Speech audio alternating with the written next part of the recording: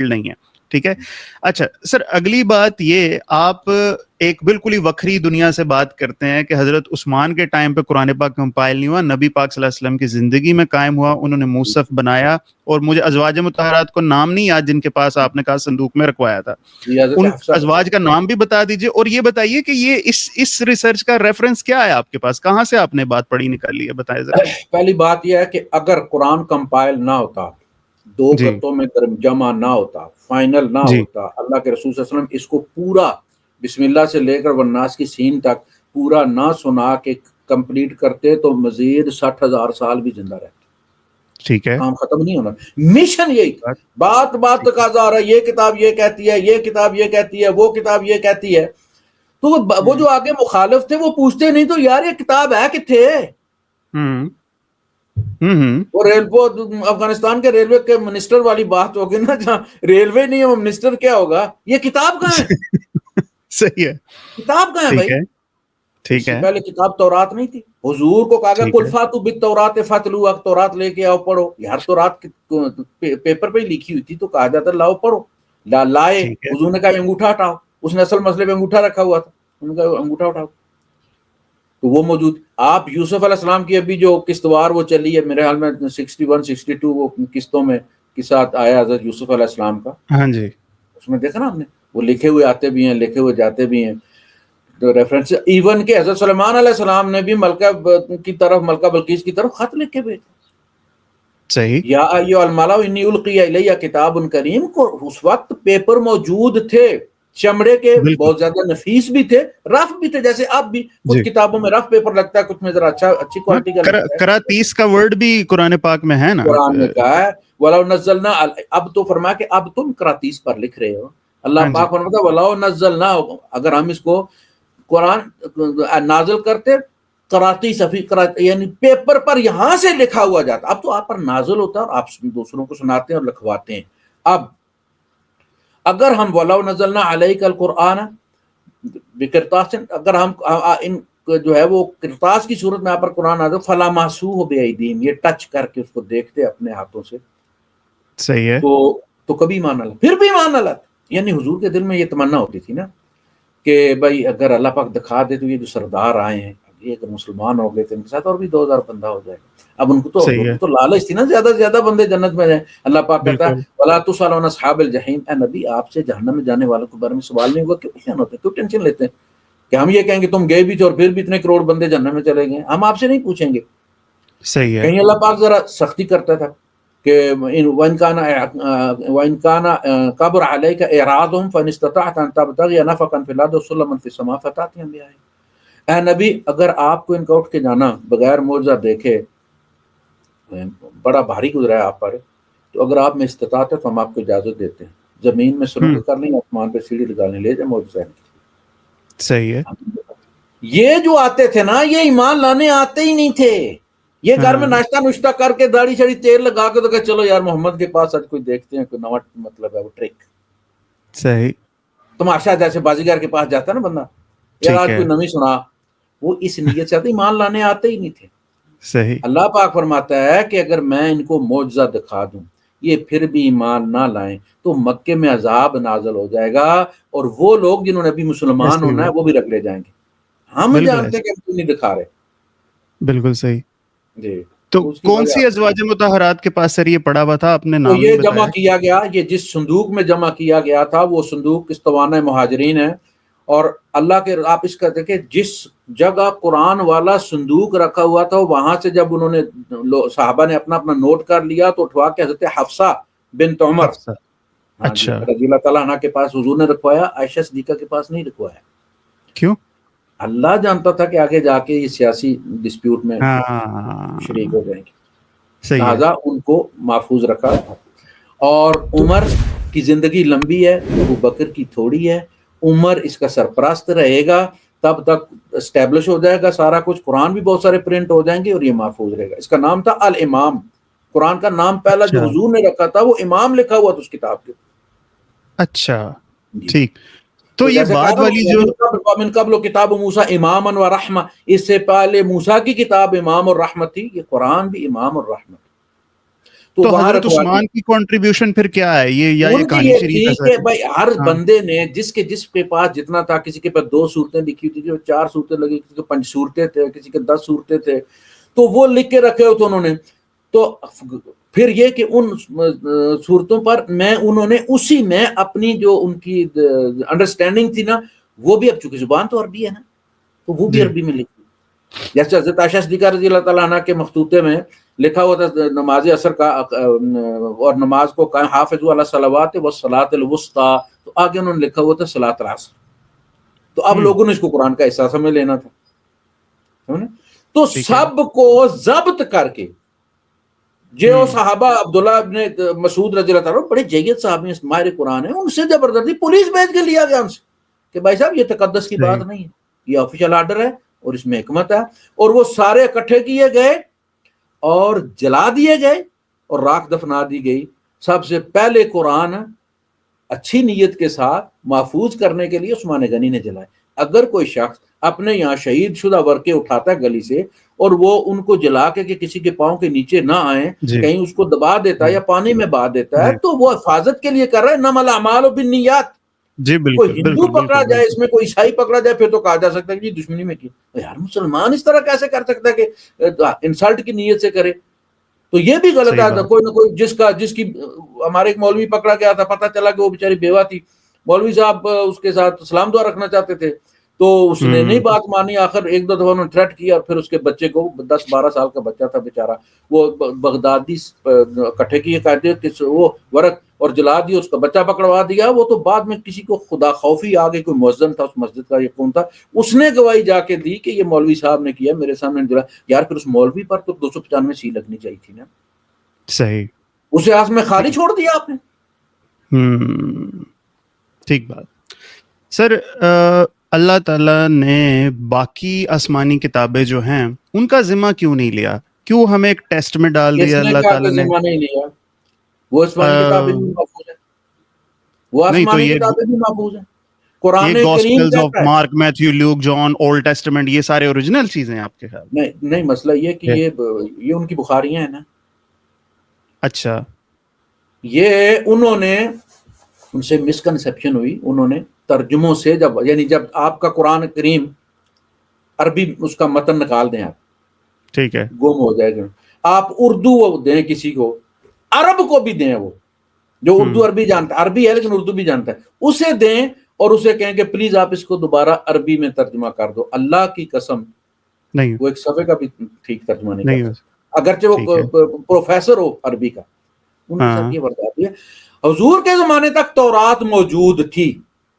اچھا، صحیح. حضرت ابو ہریرہ نے بھی حفظ کی، حضرت ابو ہریرہ نے بھی حفظ کی قرآن کے بعد تورات کو. وہ کعب احبار کے شاگرد بنے اور اس سے تورات کی تفسیر بھی سیکھی، حفظ بھی کی. اور کعب احبار جو ہے وہ یہ گواہی دیا کرتا تھا کہ حضرت ابو ہریرہ رضی اللہ تعالیٰ اس وقت یہودیت میں ان سے بڑا ماہر کوئی نہیں ہے تورات کا. بالکل ٹھیک ہے جی. تو تورات موجود تھی. اللہ پاک حضور کو کہہ رہا ہے، سورہ المائدہ میں کہہ رہا ہے، ایک ہی رکوع ہے، قل یا اہل الکتاب، اے نبی ان سے کہیے کہ اہل کتاب، او پیپل آف بک، ہم بھی پیپل آف بک. یہ ایک ہی بک کے ریوائزڈ ایڈیشنز ہیں. ٹھیک ہے. تورات، زبور، انجیل، قرآن لیٹسٹ ورژن ہے اس کا. یہ الکتاب یہ ساری، ہم بھی پیپل آف بک ہیں. ٹھیک ہے. اچھا نہیں، ہاں یہ بھی بک ہے، وہ ان کے پاس بھی بک ہے. قل یا اہل الکتاب لستم علی شیء، اہل کتاب تم کسی چیز پر نہیں ہو، تمہارے پلے ککھ نہیں ہے، حتی تقیموا التوراۃ والانجیل وما انزل الیکم من ربکم، یہاں تک کہ تم قائم کرو تورات کو اور انجیل کو اور جو تمہاری طرف اللہ کی طرف سے نازل ہوئے. حضور کی جو زبانی ان کو وصیت کر رہا ہے کہ وہ قائم کرو اسے جو تمہارے پاس ہے.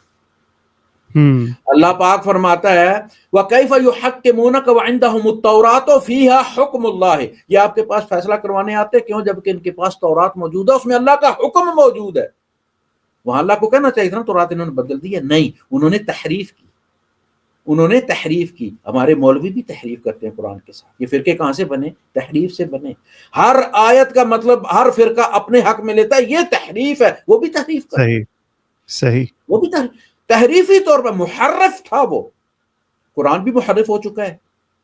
یہ فرقے اتنے بنے کیوں ہیں؟ اللہ پاک ان کے بارے میں کہتا ہے وَهُمْ يَتْلُونَ الْكِتَابَ قالت اليهود ليست النصارى على شيء وقالت النصارى ليست اليهود على شيء وهم يتلون الكتاب. اور ظالم کے بچے اللہ کی کتاب پڑھ کے، یہودی کہتے ہیں عیسائیوں کے پاس کچھ نہیں، عیسائی کہتے ہیں یہودیوں کے پاس کچھ نہیں، اور اللہ کی کتاب کے ریفرنسز دیتے ہیں. یہی لوگ نہیں کرتے. یہ کہتے ہیں بریلویوں کے پاس کچھ نہیں، وہ کہتے ہیں دیوبندیوں کے پاس نہیں کچھ نہیں، وہ کہتے ہیں سلفیوں کے پاس کچھ نہیں. یہ تحریف ہے. یہ قرآن کے ساتھ بھی واردات ہوئی ہے، ان کتابوں کے ساتھ بھی واردات ہوئی تھی. تو اب تو ایگزسٹ نہیں کرتی نا، تورات زبور اب تو نہیں ہے. سنسار کی سزا تورات میں نازل ہوئی. ہاں جی، میں نے سنا. اللہ کے رسول صلی اللہ علیہ وسلم نے کچھ عرصے تک اسی سابقہ حکم کو فالو کیا ہے.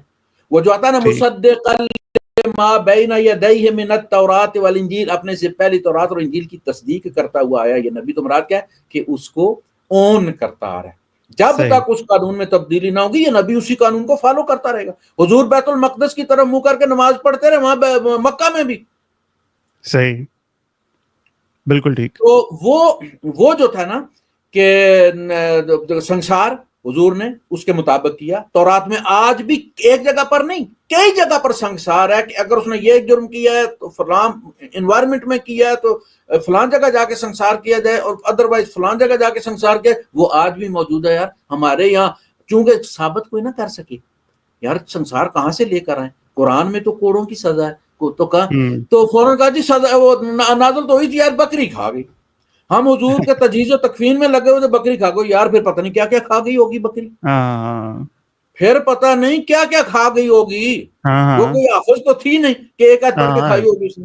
ابن ماجہ کی حدیث ہے ایسا. بالکل. تو اللہ پاک نے تورات کی سزا کو سورہ النساء میں معطل کیا، سسپینڈ کیا کہ آئندہ حکم تک یہ سزا نہیں دینی.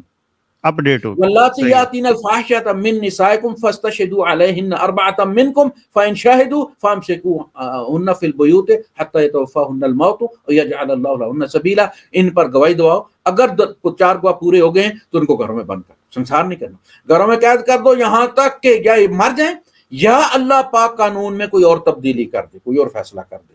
پھر سورہ نور میں جا کے اللہ پاک نے اس کو تبدیل کیا.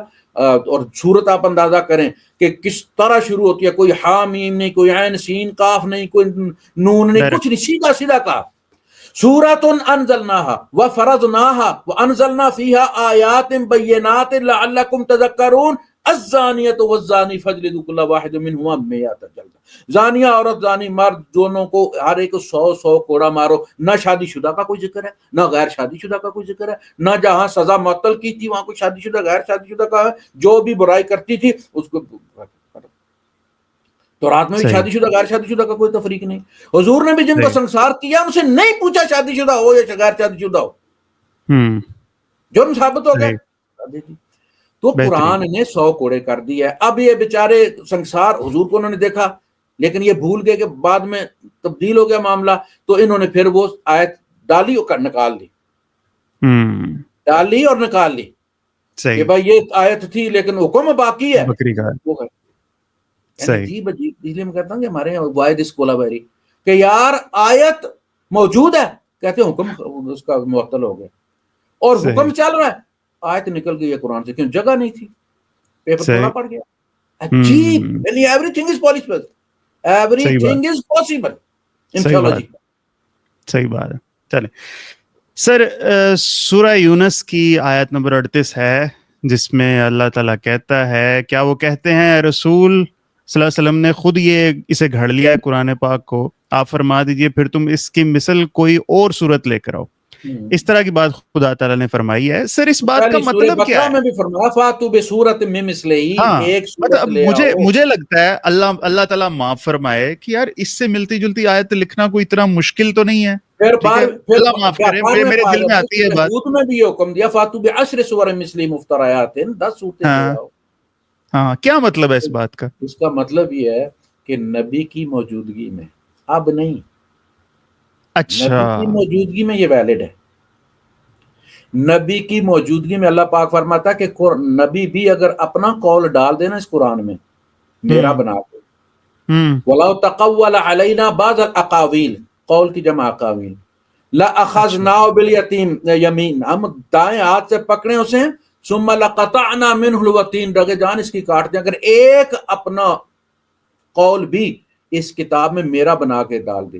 تو آپ جب رسول کے معاملے میں یہ تھا تو باقی لوگ قرآن کے نام پر کچھ لے کر آتے تو ان کا اشر کیا ہوتا؟ اسی لیے تو وہ ڈرے ہیں. کیا خیال ہے آپ کا؟ وہ اسی لیے ڈرے ہو, کسی نے ٹرائی نہیں ماری. اب نہیں, آپ بے شک 10 صورتیں بنا کے لے آؤ, 2000 صورتیں بنا کے لے آؤ, قرآن اسٹیبلش ہے, قرآن یہی ہے. جو ریئیکشن ہونا تھا نا, اب جو بنا کے لائے گا گناہگار ہوگا. لیکن نبی کے دور میں اگر بنا کے لاتا تو زمین میں دھنس جاتا, زمین پھٹ جاتی, بجلی پڑ جاتی, پتہ چل جاتا کہ بھائی اس نے جھوٹ بولا اللہ. صحیح ہے, یعنی اس طرح کی آیت لکھی جا سکتی ہے, یہ مطلب ہے بات کا. لیکن نبی کے زمانے میں اس پر ریئیکشن, نبی کے زمانے میں پاسبل نہیں تھا. آج آپ لکھ سکتے ہو, آج آپ لکھ سکتے ہو, مگر وہ قرآن کا حصہ نہیں بن سکتا. ہاں, تو جب تک قرآن نازل ہو رہا تھا تب تک کسی کے لیے ممکن نہیں تھا کہ وہ کوئی آیت بنائے اور پھر بچ جائے. اس کا لازماً نتیجہ نکلنا تھا. تو پھر دوستو نا سر, آج کل اگر ہمیں کسی کو پروف کرنا ہو کہ قرآن پاک میں کوئی چینجنگ نہیں ہوئی, تو پھر کیسے منطقی طور پہ یہ کسی کو پروف کریں گے؟ پھر قرآن سے ہی پیش کی جائے گی نا. وہ تو کہیں گے قرآن کو ہم مانتے ہی نہیں, جو نان مسلمز ہیں ان کو قرآن سے کیسے دلیل پیش کر دیں؟ نہیں, مسئلہ تو یہی ہے نا کہ جب آپ سوال قرآن کے بارے میں کرتے ہیں تو قرآن سے دیں گے نا. یہ ہمارے جو حضرات ہیں یہ کہتے ہیں کہ اعتراض تو ہم قرآن پر کریں گے, لیکن قرآن کا جواب نہیں سنیں گے. چلیں بتائیں. ایسے اعتراض ہمارا قاری حنیف پر ہے, لیکن قاری حنیف کا جواب ہمیں نہیں چاہیے, ہمیں کوئی دوسرا جواب دے گا. اچھا بھائی قرآن حکیم میں سائنس بھرا, وہ لوگ کہتے ہیں یہ سائنس کی کتاب نہیں, وہ بھائی اس میں ہر چیز موجود. وہ پہاڑوں کی جو اقسام اللہ پاک نے بیان کی, اس میں کہا کہ ہر چیز میں نے جوڑے بنائے. وہ پہاڑوں کی اقسام کیا, اس میں کہا ان فی ذالک لآیات للعالمین, اس میں جاننے والوں کے لیے. صحیح ہے کہ یہ قسمیں ہم کیوں بیان کر رہے ہیں, اور وقت آئے گا کہ لوگ ان قسموں کے بارے میں پھر ڈسکس کریں گے. صحیح ہے. یہ جو ہوائیں ہیں, وتصریف الریاح والسحاب المسخر بین السماء, یہ جو ہوائیں پھرتی رہتی ہیں, آپ گلوب کو ایسے گھمائیں نا, ایسے کر کے کلاک وائز, اس کو اینٹی کلاک وائز ایسے اس کو گھما دیں آپ, تو ہوا اس کے پیچھے رخ چلے گی نا. بس اگر ادھر جا رہی ہے تو ہوا پیچھے جائے گی نا.